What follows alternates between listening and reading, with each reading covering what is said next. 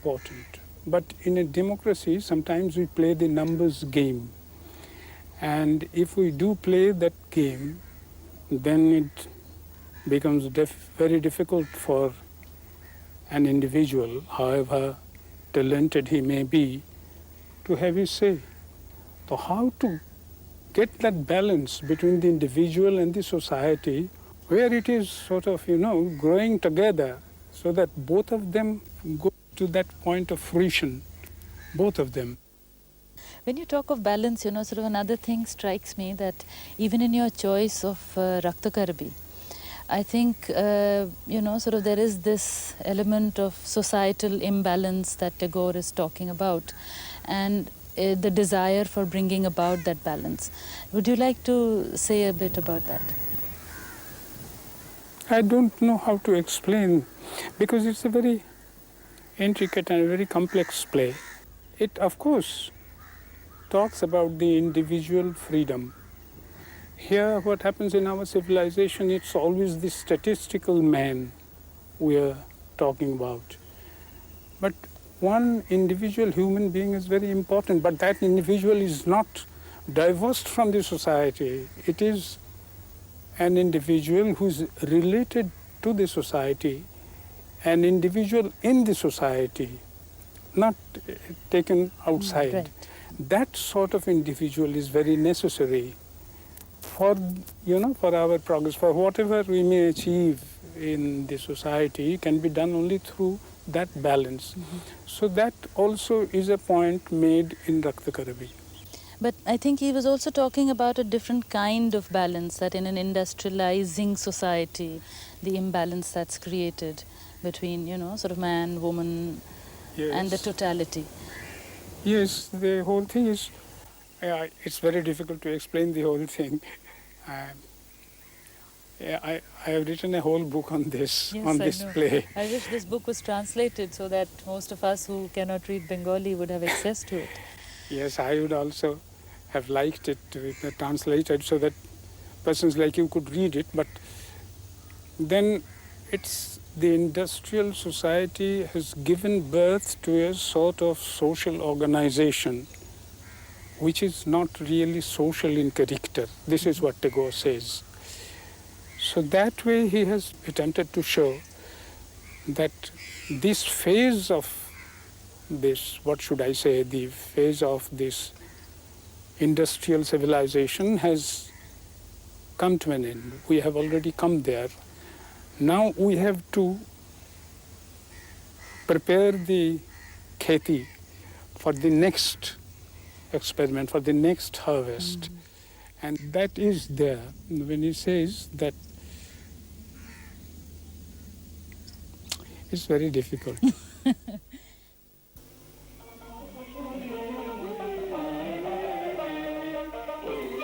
Though most people thought that Rakta Karbi was not meant to be staged, Sombhu Mitra took the play to the first Indian Festival of Drama held in Delhi.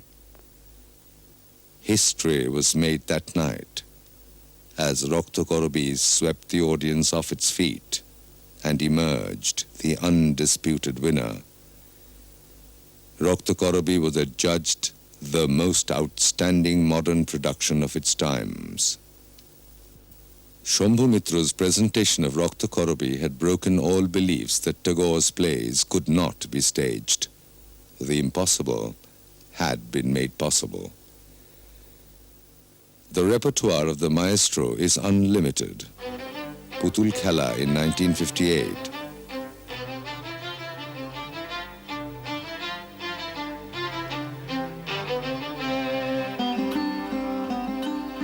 Mukhopadhayay in 1959.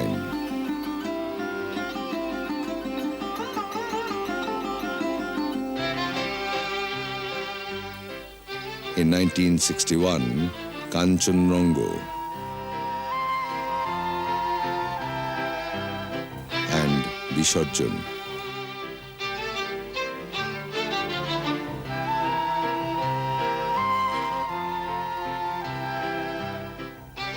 In 1962, a new production of Dasha Chakra.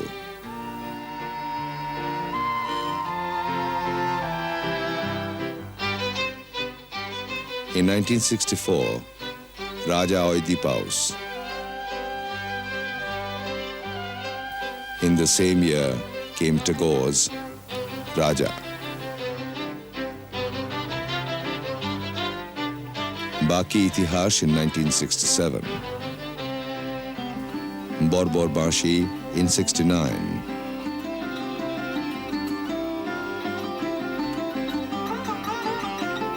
In 71, Pagla Ghoda.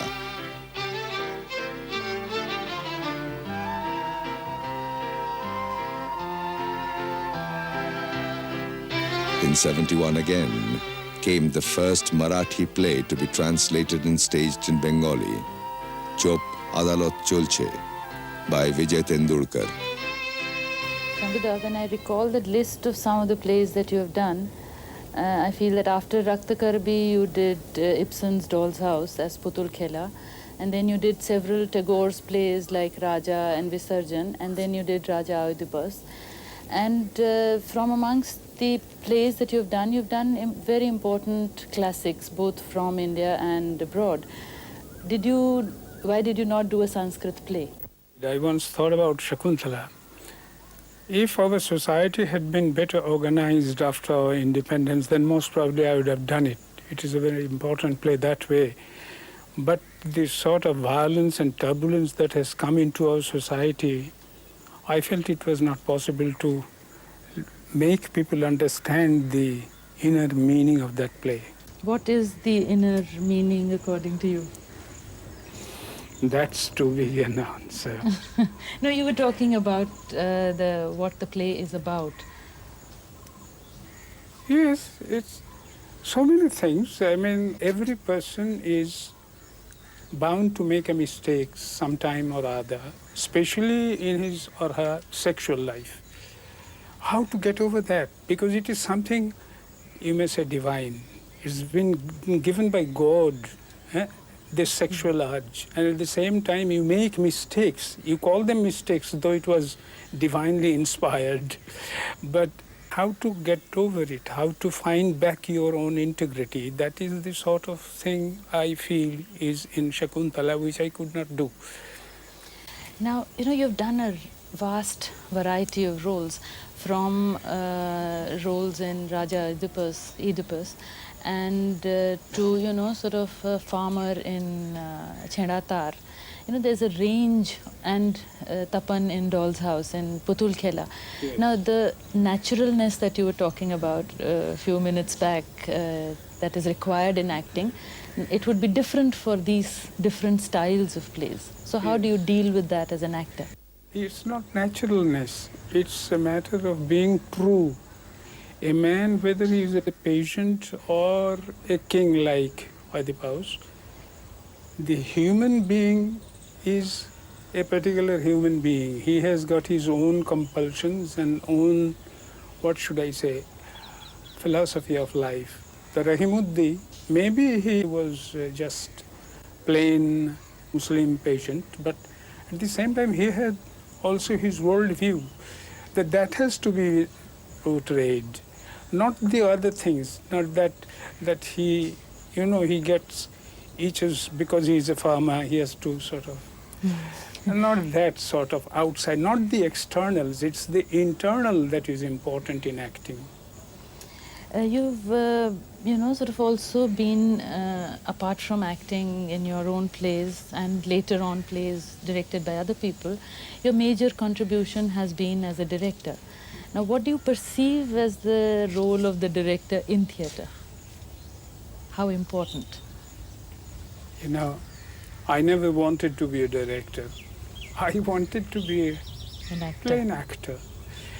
But while trying to be an actor, I found that it was necessary to get other younger people to, what should I say, to act in the same way as I do, as I want to do.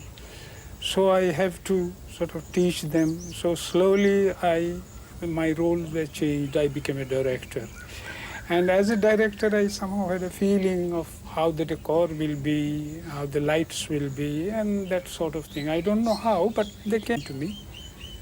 The relation of the director to the other actors is very difficult. You have to imbue them with the sort of passion that you have within you. How do you do it? There is no simple rule of thumbs. Right. There are different human beings with different, what should I say, different IQs, yeah, and different backgrounds, different philosophies. So you have to touch their mind to be able to make them come out. The best director is he who can make the artists give their best. So that is something which I have tried. And in that sense, you are the director, teacher, You may say and it's actor combination. you may say not a teacher, a helper. Helper, because I appreciate the man from outside and help him to be able to give more of himself. That's how it. At some point in your writings, you've also mentioned about how the actor should have the courage to open out, Yes. to be open and to be frank, and then Yes. only he can actually be truthful in terms of Yes. saying something which is deeper. Yes. Yes. So, was it difficult with most actors? Yes, if I can sort of explain it a little more, it is like this. In newspapers, they give a story. There, the characters are real. The situation is real, and the thing happened as reported in the paper may be real. But the whole thing is false because it does not really bring out the human situation in there. And in a story, the names are fictitious, the whole story is fictitious, but it attains that truth. That is the difference. At Bohurupi's second Festival of Drama, two well-known plays were staged. Raja Oedipus, an adaptation of Sophocles' Oedipus Rex, and Raja, from the play of Rabindranath Tagore. He called them the plays of darkness.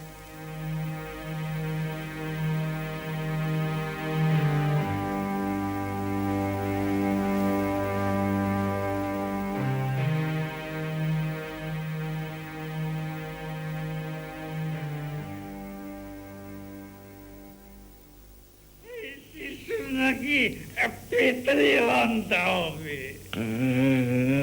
তাহলে তখনই তুমি তাকে হত্যা করনি কেন আমার দয়া হয়েছিল রাজা আমার দয়া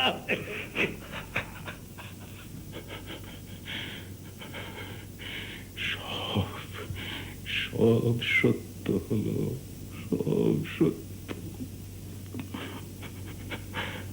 Apollo.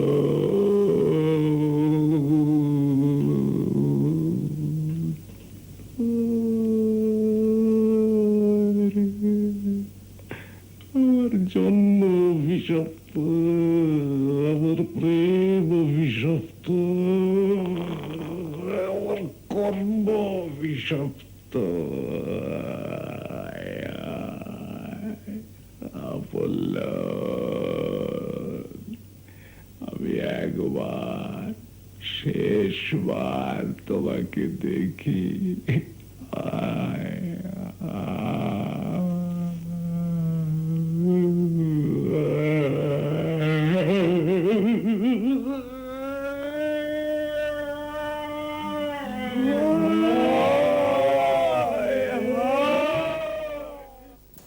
Shambhuda, through your theatre, you were always trying to seek the truth, and therefore there was a search for light. But somewhere you've mentioned that the plays Raja by Tagore and Raja Oedipus are plays of darkness. What kind of darkness are you referring to? I think that every human being, every individual, as he goes through life, he doesn't know really much of his past. We don't really know what the past was like. Even, you don't know very much about your father or grandfather or even great-grandfather, and you don't know anything about future. So it is a darkness. And in this darkness, you have to choose for yourself your set of models. though you don't ever know that which is really right or which is wrong. Today something is looks very right, but tomorrow it may be proved false. This is a very big problem for every human being. He has to know what is moral, what is right and what is wrong, though he does not really know.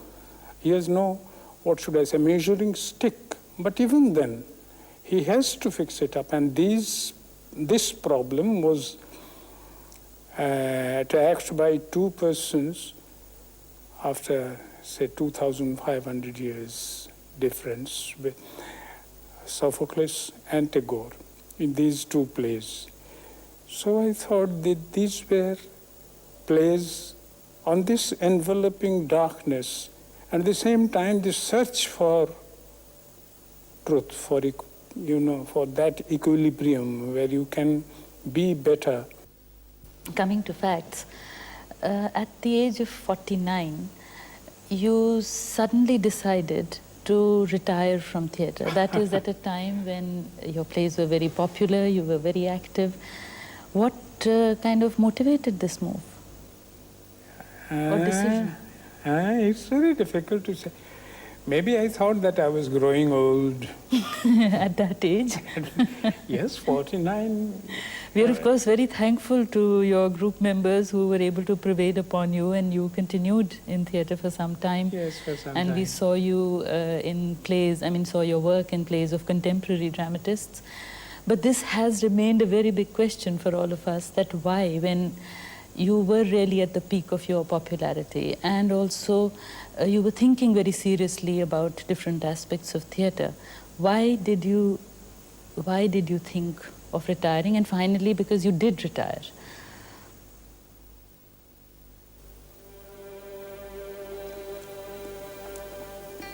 I really don't know whether I can explain myself. The point is, that when a man takes a decision, any man, an important decision of his life, it's not just one or two superficial reasons. There's a host of reasons that attack him on all different levels. And you may say that he is cornered by all those things and compels him to take a decision. And I took my decision. It was a decision that shattered his adoring audience, coming as it did when he stood towering above all others. Though he did not direct any new plays, but he revived some of his earlier productions for charity, for the flood hit in Bangladesh, for the victims of the Bhopal tragedy, and in aid of cancer hospitals. In spirit, he remained in the theatre. Though he was a stage director par excellence, he was not averse to being directed by others. Among his memorable performances were the roles of Thakurda, Chanoko, and Galileo. There is a recurring theme in his works, which is a search for an Indian mode in theatre productions. A theatre which would express the daunting complexities of modern Indian life, as he calls it. This Indianness in theatrical idiom should be, he says, like Indian music, related to our roots. The theatre form should neither be a blind copy of the Western theatre, nor of our own folk theatre. The attempt to find a new language of theatre in all his productions inspired him to tackle the plays generally avoided for their high seriousness of theme. His search culminated into the last play he wrote, Chand Bunikit Pala. His presence in the theatre continues through his thoughts and the aesthetics he has contributed. Shambhu, Yes. From whatever I've read about your work and whatever I've seen, I feel that the major part of your search through all this was for Indianness, whether it be in the theatre language or acting or anything. Now, where did you get this idea of Indianness? I don't know. Maybe it is a very strong thread running through, but I think it was there right from the beginning. Not consciously, but somehow at the back of my mind. When, for example, we did the set of Navanna, why did we do it like that? There was some sort of, it was a hunch. I didn't exactly know why I wanted to do it that way. But and slowly it dawned on me that there is a way, different way of communicating with people through so many, the way you produce a play, the way you act in a play, all these things somehow make that. That was how it came later, slowly. Shambhu, in your Chand Bonikir Pala, a play which has been acclaimed as one of the landmarks after Tagore, I think that, sort of some of these things of tradition, whether it is the legend that you have chosen, and yet you have made it very contemporary, sort of contemporary relevance in terms of form, in terms of the dialect that you have introduced, and the kind of stage that you have visualized, sort of some of these ideas come together. Would you like to tell us something about this? About my play? Yes. Oh, God. God. No, sorry. But I do wonder, that all your plays, the next generation, none of us are able to see. Now you've written a play which it seems it will not be possible to do in this country. Yes, if you don't build a new theatre, new sort of theatre. And then, sort of one wonders, why did you come to theatre? I chose it because I knew fully well that it's ephemeral. It's not going to stay like anything else in the world. It doesn't stay, and I like it that way. And most probably it was my genes which drove me to it. I did what I did because I am what I am.